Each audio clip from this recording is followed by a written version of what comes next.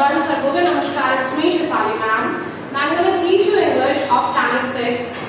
In the previous chapter we read about the Unit 1, Unit 2 and Unit 3. The first unit we read about our childhood, in the second unit we read about the trees, and in the third unit we read about the sports. This is the fourth unit of Standard 6 English course book, Oxford's course book. So the dignity of work is your chapter, and in the section 1 we are going to read about a journey through the desert. Let's read the section 1, page number 77. Can listening to or reading stories influence our lives? Here is a touching story about the power of storytelling.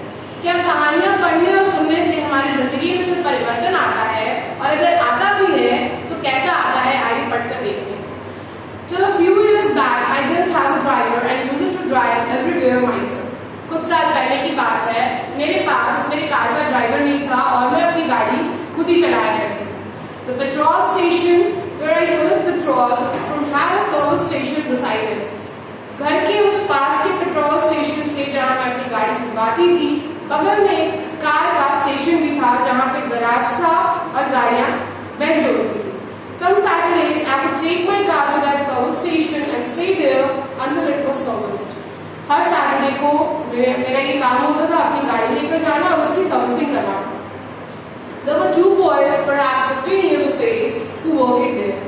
दो बच्चे हुआ करते थे जो तकरीबन 15 साल के होते थे, वो वहाँ उस सर्विस सेंटर पे काम करते थे. And they were identical twins, और कुदरती वो दोनों जुड़वा थे. One was Ram and the other was Gopal. उनमें से एक बच्चे का नाम राम था और दूसरे वाले का Gopal. They were very poor and didn't go to school. Yet they could speak many languages. दोनों बहुत ही गरीब थे और इसी गरीबी के कारण वो अपनी स्कूलिंग नहीं कर पाए थे, लेकिन बहुत सारी भाषाओं को बोलते थे. To Bangalore, now called Bangalore, is the capital of Karnataka, and Kannada is not the only language spoken there.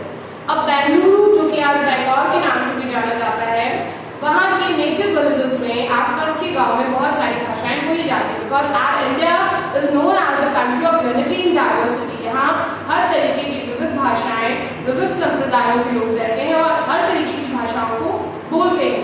तो कर्नाटका के बहुत सारे लोग उस बैंगलोर सिटी में प्रवेश कर चुके थे, वहाँ रह रहे थे जहाँ वो गराज था, तो उन बच्चों को कन्नड़ भी बोलनी आती है. And then these boys had met many people during their work at the station who could speak Kannada, which was their mother tongue. ये बच्चे राम और श्याम दोनों बहुत ही ज्यादा काम करने में निपुण थे, तो इस कारण से वहाँ रहने वाले नेटिव लोगों से हमेशा बातें करते थे. तो राम और गोपाल को बहुत सी लैंग्वेजेस आती थी, जिसमें से उनकी मदर टंग थी कन्नड़. इसके अलावा एंड ऑल्सो तमिल, तेलुगु और हिंदी, और भी भाषाएं बोलते थे, तमिल, तेलुगु और Hindi. Ram and Gopal worked as errand boys. They were always very cheerful and everyone liked them. Ram और गोपाल उस सर्विस सेंटर में काम करने के अलावा और भी बहुत सारे काम करते थे. वो सर्विस सेंटर की गाड़ियों को पेंट करते थे, उनकी पेंटिंग करते थे और उन्हें अच्छा भला बनाकर कस्टमर्स को प्रोवाइड करते थे. The servicing of my car used to about take 2 hours. Her Saturday को मैं अपनी कार सर्विसिंग करवाती थी और तकरीबन 2 घंटे तक वो हमारी गाड़ी की सर्विसिंग करते थे. The boys would bring a chair for me and I would sit under the shade of a tree and read some books. बच्चे मेरे लिए कुर्सी ला देते थे और वो काम करते थे, मैं बैठकर अपनी किताबें एक पेड़ के नीचे पढ़ा करती थी. Over the period of time, I became friendly with them and they told me about their life.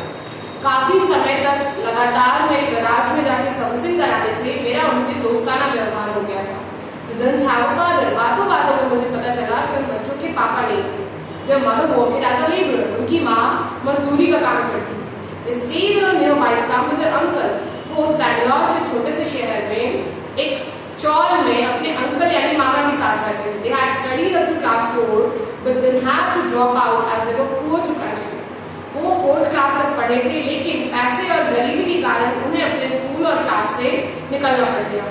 There was nobody who could guide and teach them at home. कोई नहीं था जो उनको घर पे पढ़ा पाए और आगे बढ़ने की राह दिखा पाए.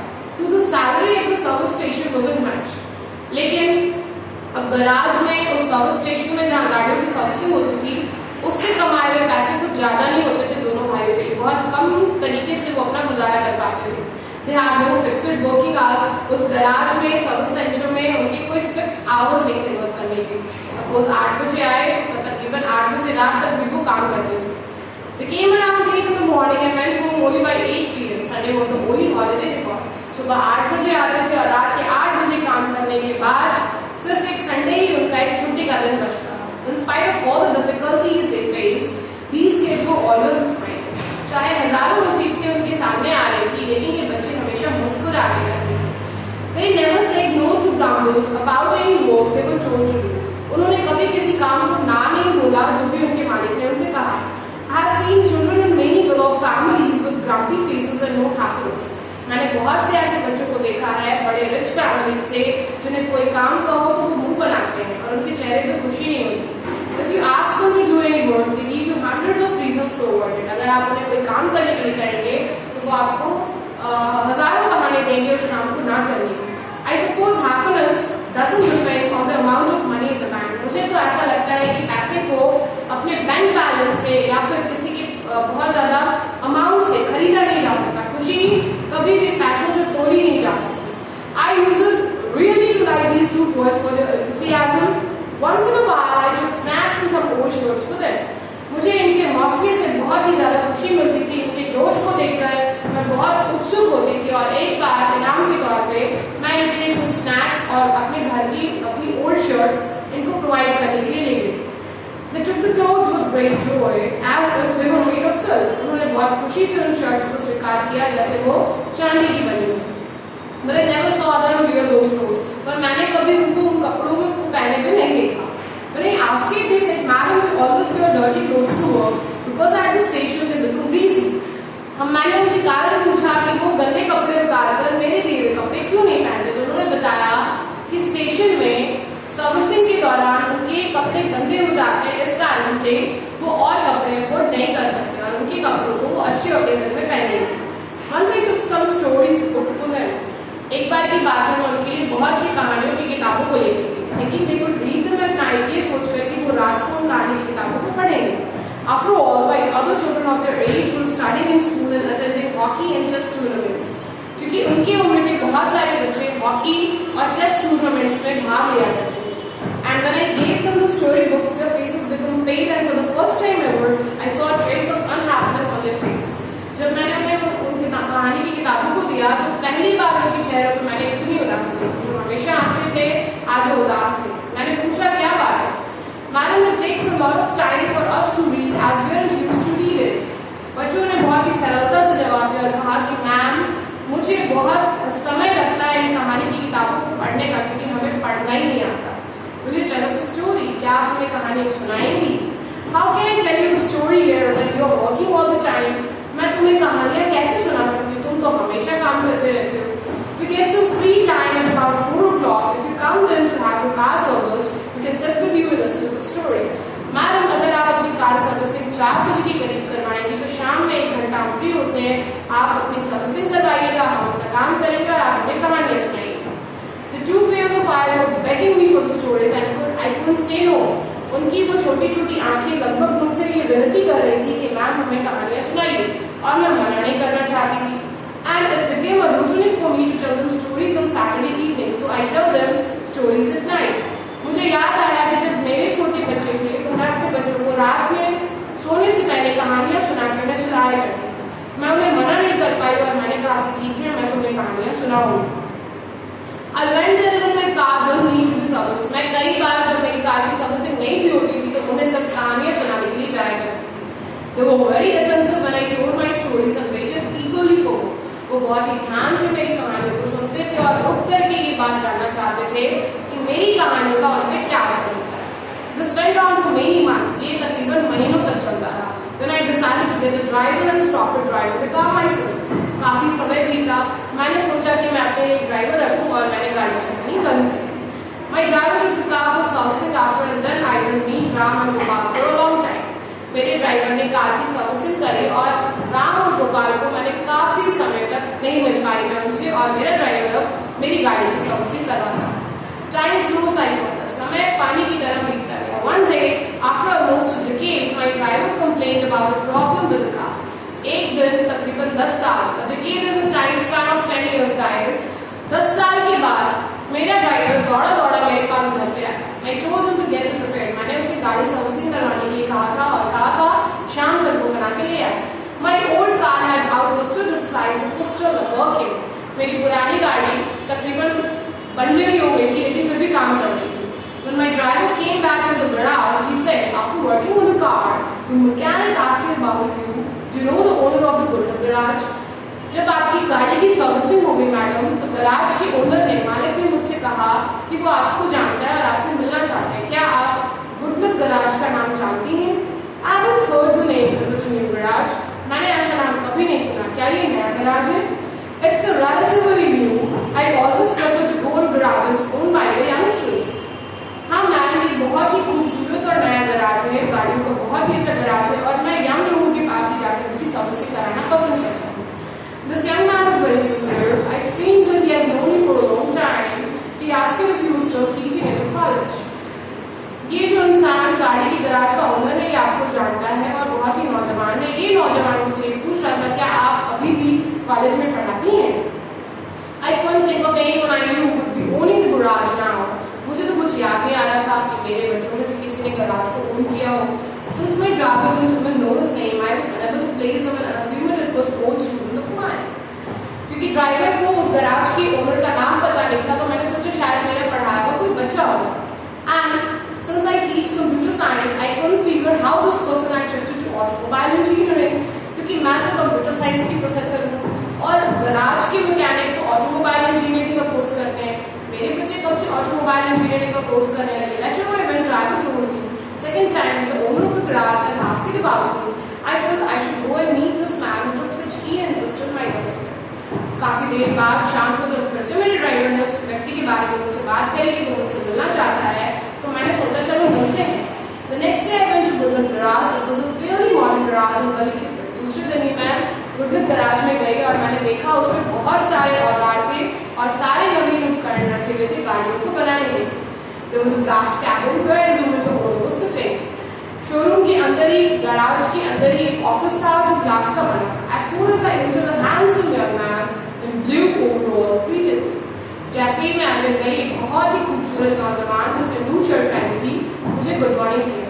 He was holding a spanner and a screwdriver in his hand. उसके हाथ में एक स्पैनर और स्क्रूड्राइवर था. Madam, please come and sit in the cabin. I'll wash my hands and join you in a minute. Ma'am आप please office में बैठिए, मैं वॉशअप होकर आपसे 1 मिनट में मिलता हूँ. I sat on the sofa in his office. मैं उसके ऑफिस के सोफे पे बैठी. It was a nice, functional office. The young man looked vaguely familiar to me. I knew I had met him somewhere but couldn't place him. वो इंसान बहुत ही खूबसूरत लग रहा था मुझे और मैं उससे पहली बार मिली और पहली बार मिलकर बहुत खुश हुई. I wondered if I had taught this boy in pre-university. मैं मन में सोच रही थी शायद मैंने उसको यूनिवर्सिटी में पढ़ाया है. At the time, he was 16 or 17 years old. Adolescents with a lot of energy. उस समय बच्चे 15 या 16 साल के होते थे और जब मैं पढ़ाती थी उनके अंदर बहुत ही ज्यादा एनर्जी हुआ करती. When I meet them after they have grown up, I often fail to recognize them. अब क्योंकि मैं काफी समय हो गया था मुझे पढ़ाते हुए, तो मैं उन्हें पहचान नहीं पाती. They look so different, mature. बड़े होने के बाद बच्चे बिल्कुल बदल जाते हैं और mature हो जाते हैं. The young man returned with a mug of coffee and a glass of water. वो व्यक्ति जो यंग मैन था बहुत हैंडसम, एक ग्लास पानी और एक मग कॉफी के साथ मेरे पास आया. Madam, you have changed a lot. You look old and tired. Ma'am आप बहुत बदल गई हैं, आप थोड़ी बूढ़ी और थकी हुई लग रही हैं. I am sorry but I can't recollect your name. You should excuse me and tell me your name as you said I am growing old. मुझे तुम्हारा याद नहीं आ रहा नाम. तुम्हारा नाम क्या है? क्योंकि अब मैं बूढ़ी हो गई हूँ, तुम्हें कह रहे हो, मैं तुम्हारा नाम भूल गई. He smiled at me. मेरी तरफ देखकर मुस्कुराया. There was a dimple in his cheek. उसके चेहरे पे एक डिंपल था. And then I knew who he was. तब मुझे पता चला कि वो कौन था. He was one of the 2 kids who used to work in the garage a decade back.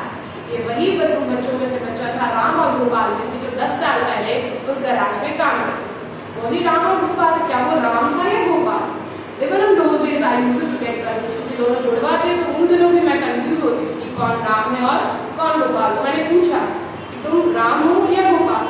I'm Ram, madam. उसने कहा मैं राम हूँ. Please sit down. I'm very happy to see you in the position you now hold. मैंने उससे कहा तुम that job, मुझे बहुत खुशी हो रही है कि अब तुम्हारा खुद का गराज है. I could understand why Ram had inquired me about recognizing the car. अब मुझे पता चला कि ड्राइवर से राम मेरे बारे में क्यों पूछ रहा था. And madam, very grateful for your help in those days. मैं बहुत खुश हूँ आपकी इस मदद से. What help did I give? I used to give you some old shirts and eatables and told you some stories. मुझे याद है कि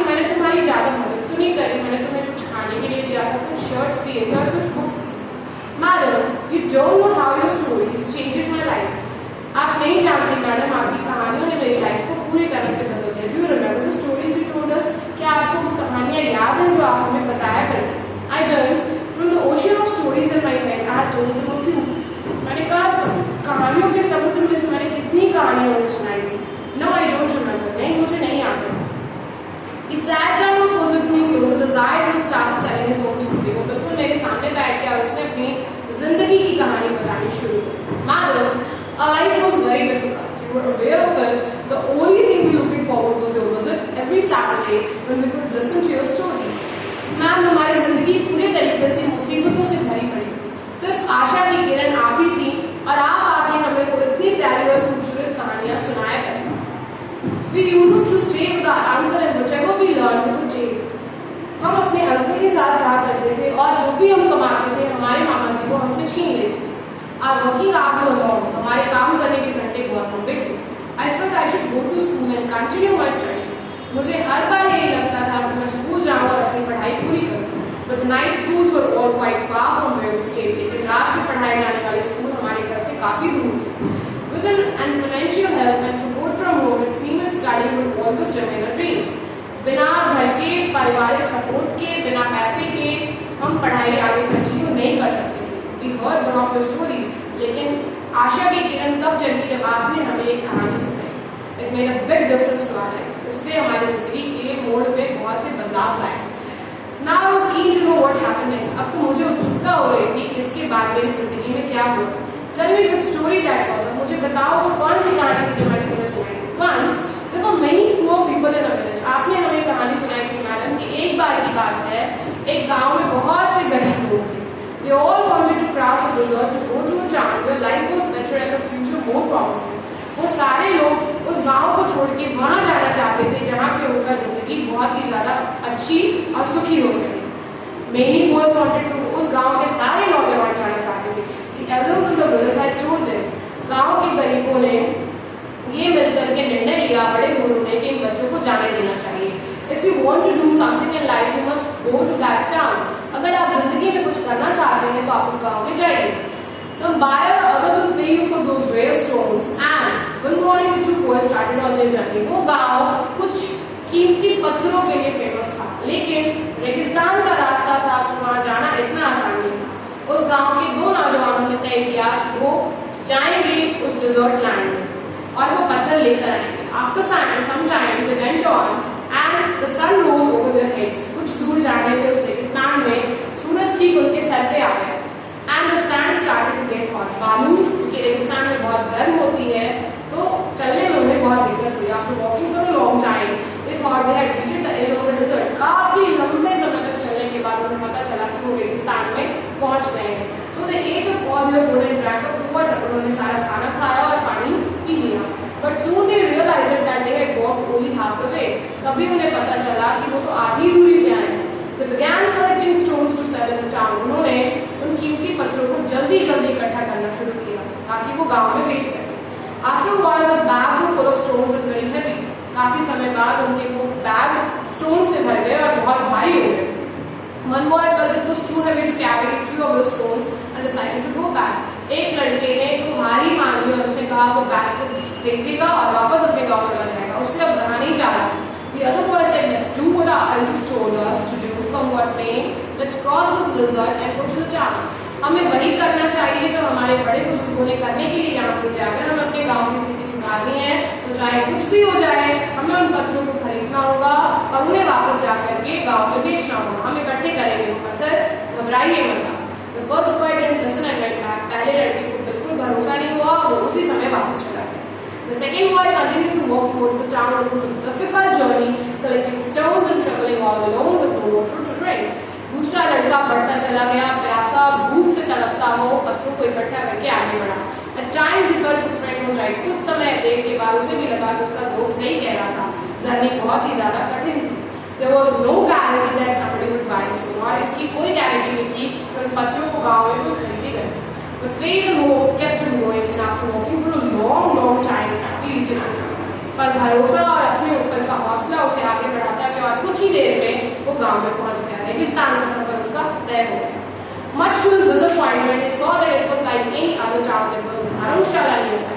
बहुत उदास हुआ जब वो उस गांव में पहुंचा। उसने देखा कि वहां तो कुछ ऐसा था ही नहीं, कोई उसके पत्थर को खरीदने वाला नहीं था, लेकिन वहां एक धर्मशाला थी। It was getting dark and he was tired, so he decided to spend the night there. रात होने को आई थी, और वो सोने के लिए उसका मन कर रहा था, तो उसने सोचा वो रात धर्मशाला में बिताएगा। Next morning when he got up, he wanted to throw away the heavy stones he had collected and return to his village. उसने मन में ये ठान लिया दूसरे ही सुबह कि वो सारे पत्थरों को फेंक कर वापस गांव में जाएगा। He opened his bag, but he saw surprised him. जैसे ही उसने बैग खोला, आश्चर्यचकित रह गया। उसके बैग में all the stones had become big diamonds. वो सारे पत्थर एक रात में बड़े हीरो में तब्दील हो गए थे।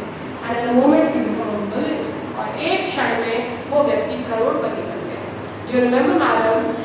You also explained the meaning of the story. आपको याद है मैडम, आपने इस कहानी का सारांश भी हमें बताया था। और student's life is like a desert. एक विद्यार्थी का जीवन रेगिस्तान की तरह होता है। Examinations are like the hot sun. परीक्षाएं कड़कते हुए उस सूरज की गर्मी की तरह होती हैं। Difficulties are like the hot sand.